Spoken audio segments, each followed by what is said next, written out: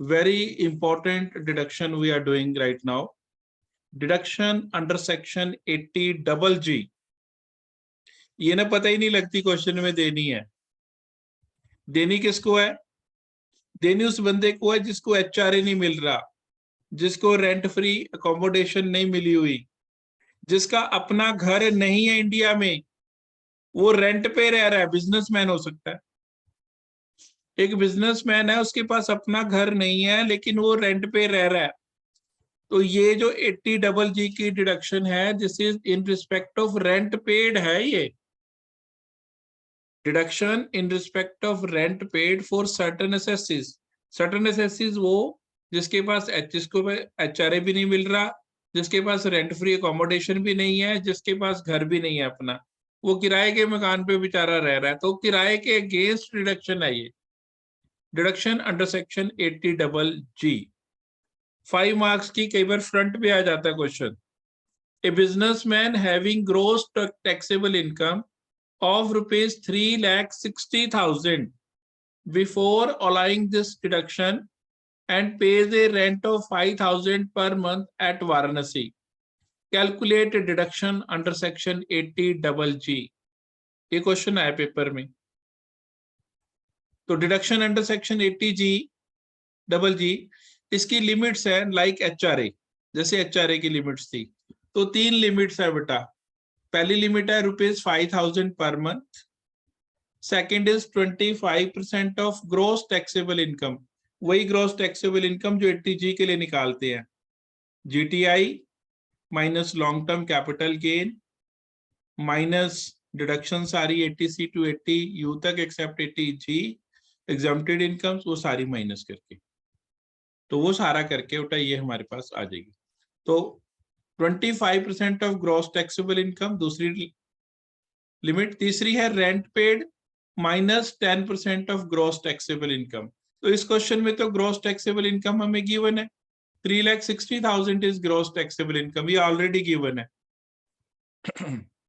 तो 5,000 per month ये limit है। पहले ये कम हुआ करती थी, now this is increase to 5,000 per month. पहले की बात मैं नहीं करूंगा, हम अपने ईयर की बात करेंगे। तो 5,000 इंटू 12 60,000 ये होगी पहली लिमिट। दूसरी 25% ऑफ ग्रॉस टैक्सेबल इनकम, 3,60,000 की 25%, इट इज 90,000। तीसरी rent paid minus 10% of gross taxable income. तो rent paid is at Varanasi, सारी सिटीज के लिए सेम लिमिट है, ये नहीं कि सिटी के साथ बदल जाएगी। 60,000 माइनस 10% ऑफ दिस अमाउंट 36,000। इन तीनों में से लीस्ट इज डिडक्टेबल। हमारे पास तीनों आ गई है, हमारे पास ये तीनों आ गई हैं। और जब हमें तीनों हमारे पास ये लिमिट आ गई है तो हमने ये करनी है बेटा। तो अब आपने क्या करना है, ये लिमिट आपने लगानी है, और जब आपने ये लिमिट लगा लेनी है तीनों की, तो आपने इसको हमने करना है। मैं आपको दोबारा से बताता हूँ, ये हमें क्वेश्चन है 80 डबल जी की डिडक्शन हमारे को कैसे करनी है, इसकी लिमिट्स लगानी है। ₹5,000 पर मंथ है, ये पहली लिमिट। दूसरी लिमिट है 25% ऑफ ग्रॉस टैक्सेबल इनकम। तीसरी लिमिट है rent paid minus 10% of gross taxable income. ये तीनों लिमिट लगाकर लिस्ट इज डिडक्टेबल करनी है।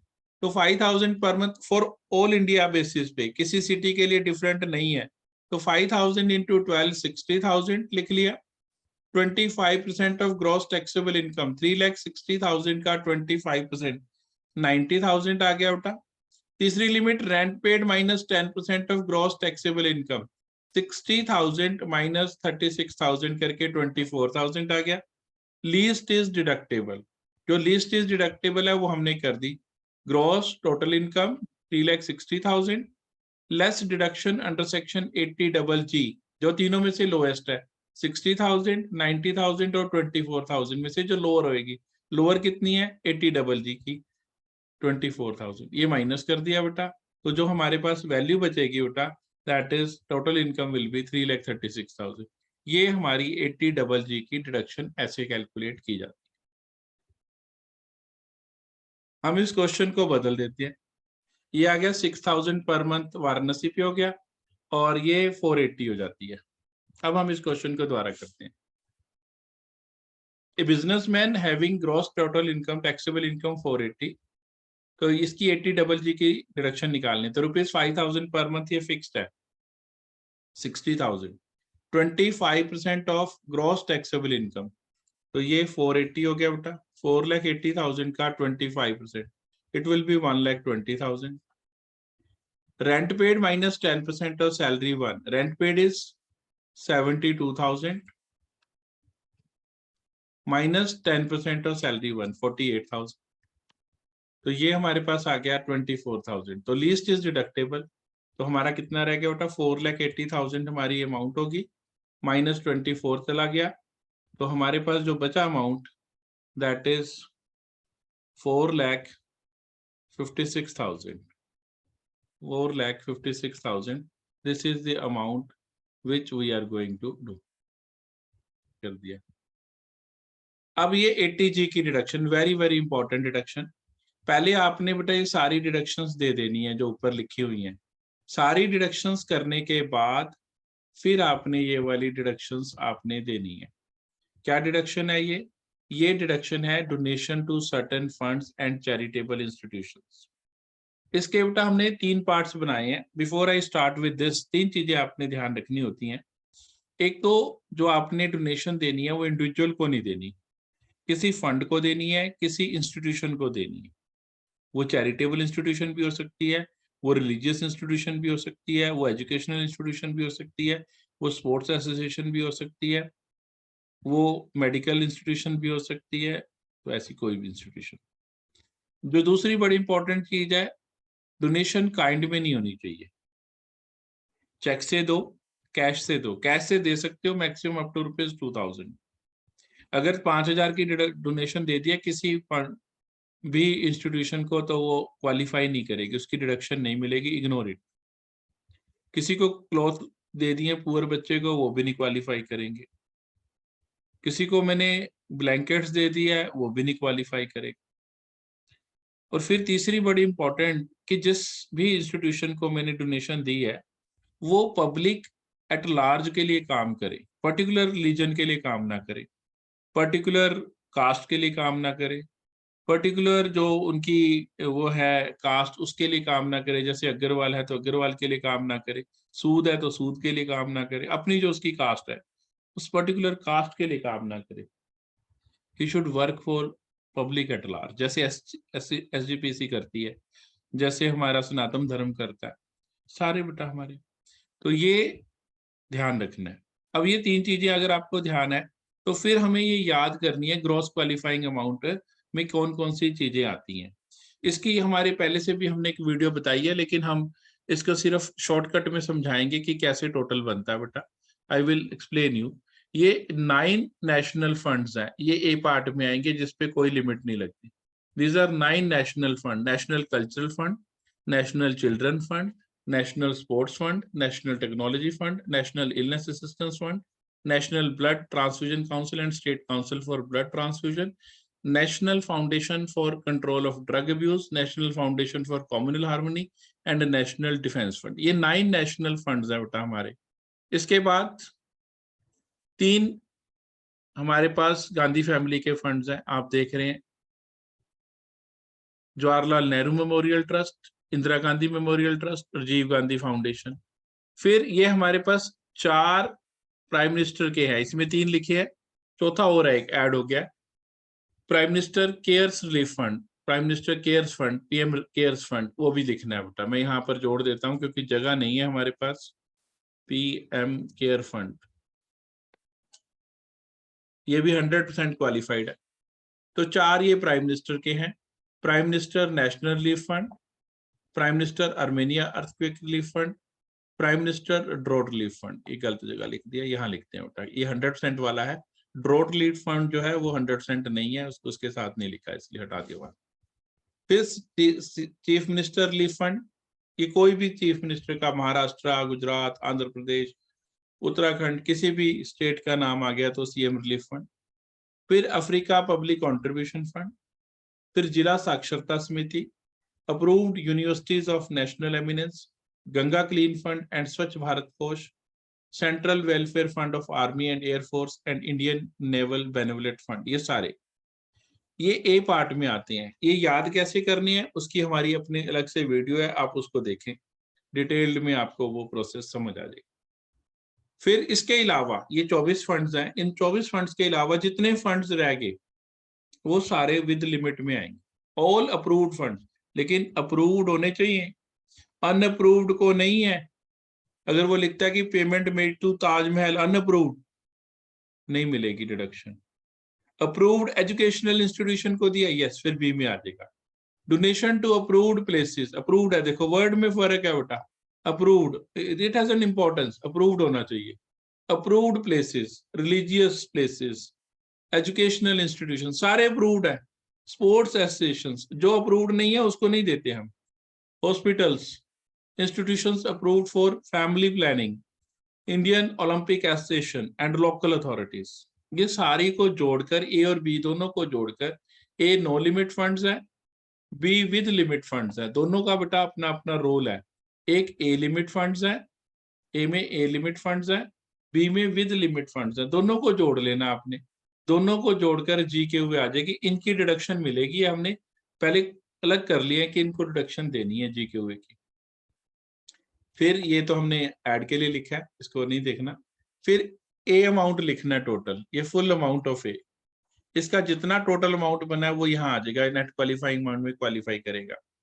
और इसके लिए लिमिट लगेगी, लिमिट वालों के लिए कैसे, जितनी टोटल डिडक्शन है, total donations under section B और कितना, और 10% of gross taxable income whichever is less लेना है ऐसे।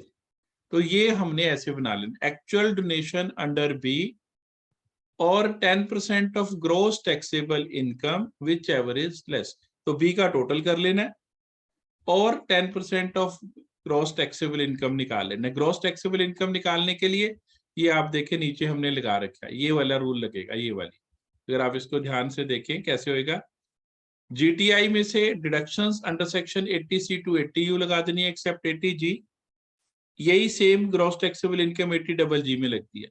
Incomes on which income tax is not payable, long term capital gain, short term capital gain on which STT is paid, और वो share from AOP जब add होता है वो हम नीचे ऐड करते हैं, इसलिए उसको मैं लिखता ही नहीं हूँ, कंफ्यूजन नहीं करनी हमने, वो उसको छोड़ दो अभी।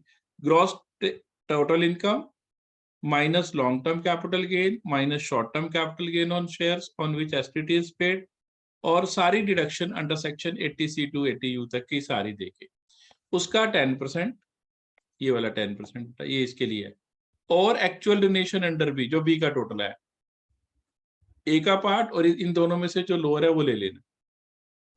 अब जो डिडक्शन देनी है वो कैसे देनी है आप देखें बेटा, सारे जितने भी फंड्स ए में हैं उन सब का 100% है। मैं काट देता हूं जिनको नहीं मिलेगी 100%, ये जाएगा जवाहरलाल नेहरू मेमोरियल फंड, इसको 100% नहीं है।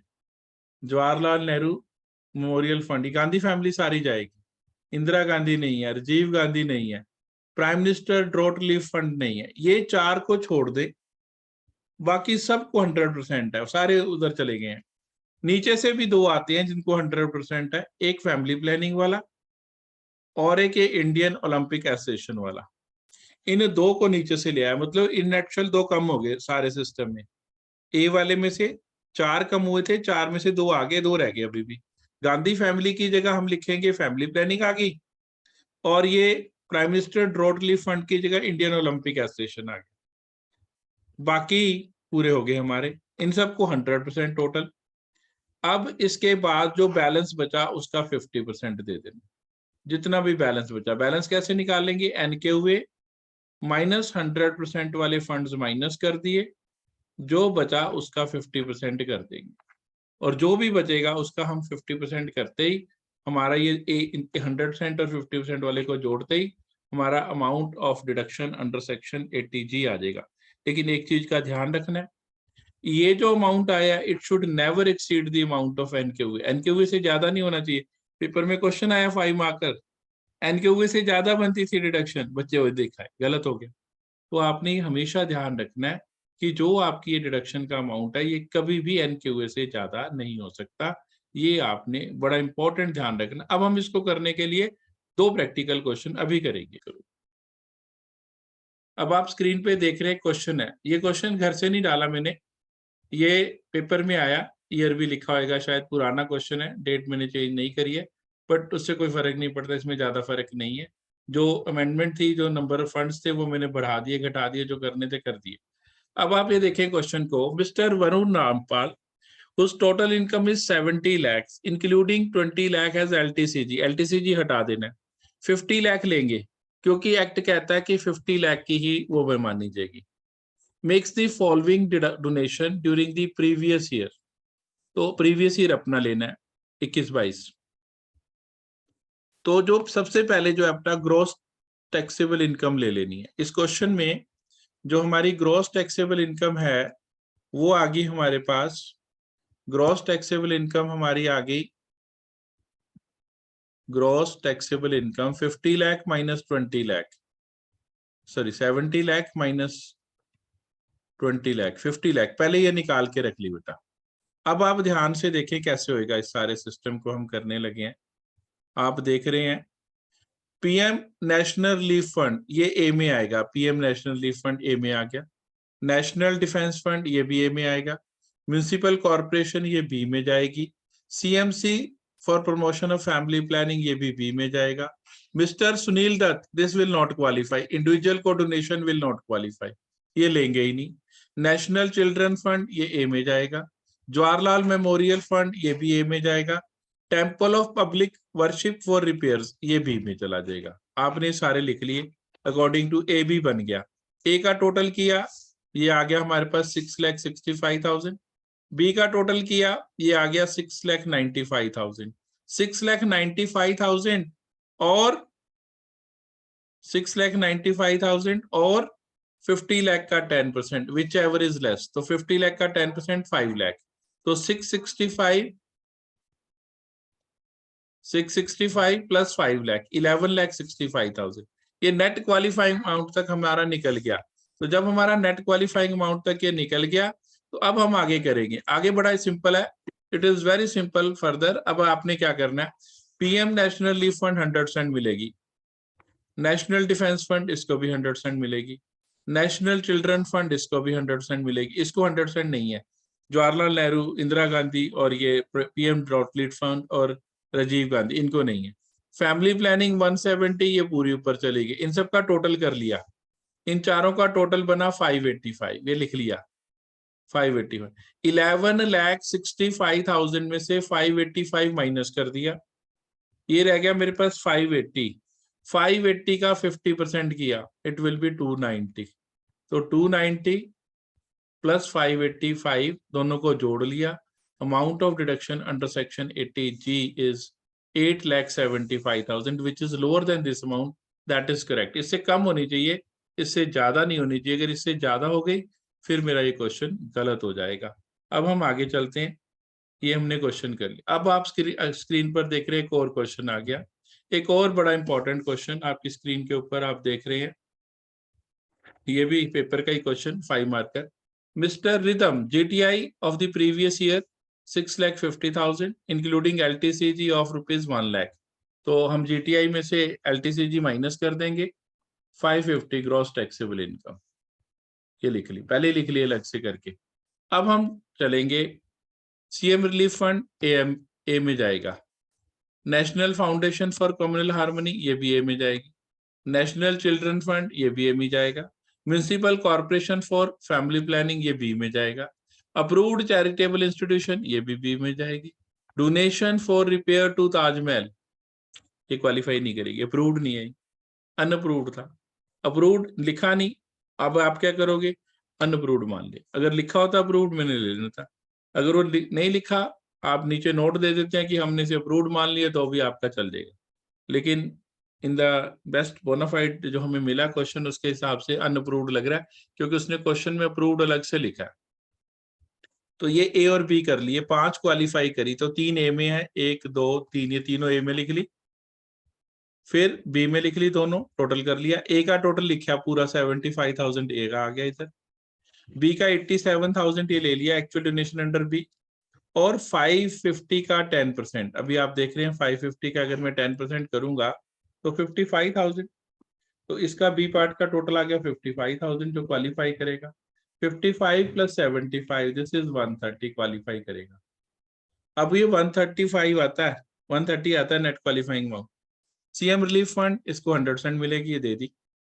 National foundation for communal harmony इसको भी पूरी मिलेगी। नेशनल चिल्ड्रन फंड इसको भी पूरी मिलेगी। फैमिली प्लानिंग एमसी को दी, इसकी भी पूरी आ गई। इस सारे का टोटल किया, इस सारे का टोटल आता है 140। 130 में से तो 140 माइनस ही नहीं होएगा, तो 50% वाला तो बचा ही कोई नहीं है। नेगेटिव हो गया, नेगेटिव हो गया तो मैं चलाता ही नहीं। 140 माइनस 140 होता तो भी जीरो हो जाता, तो उसका 50% भी ना करता। लेकिन ये तो 130 माइनस 140 है, नेगेटिव में चला गया, मैं आगे बढ़ूंगा ही नहीं, बस 140 पे छोड़ दी, तो मेरी 80G की डिडक्शन 140 बनी। लेकिन अभी हमने डिस्कस किया था कि अमाउंट ऑफ डिडक्शन एनक्यूए से ज्यादा नहीं हो सकती है, तो एनक्यूए से ज्यादा होगी, तो ये रॉन्ग है। हमारी जो डिडक्शन अंडर सेक्शन 80D बनेगी दैट इज 130। 130 से ज्यादा deduction I will not give. ये डिडक्शन अंडर सेक्शन 80G का प्रोविजन है। जब भी 80G का क्वेश्चन आ जाए, पूरे क्वेश्चन में ऐसे उसका वर्किंग नोट बनाकर करना है, पार्ट ऑफ द क्वेश्चन है ये। पूरे बड़े क्वेश्चन में भी हम ऐसे ही करते हैं, 4-5 चीजें आ जाती हैं, 2 आ जाती हैं, 2 या 3 ही आती हैं बड़े क्वेश्चन में, बट हम करते ऐसे ही हैं।